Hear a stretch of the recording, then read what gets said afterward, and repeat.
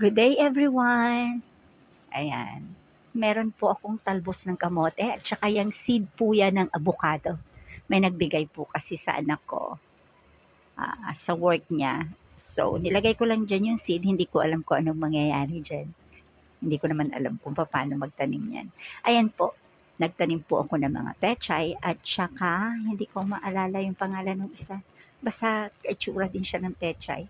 Ayan po ay, eto naman yung mataas. Ayan, mga bagong tanim ko po yan. Ayan.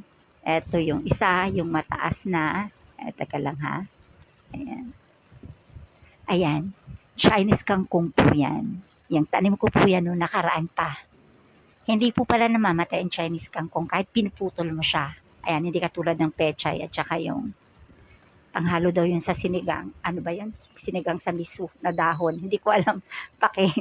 Comment lang po ninyo. Ayan. Ayan, Chinese kangkong po. At saka may isang oregano din po akong maliit dyan. Ayan. Ayan. Ayan.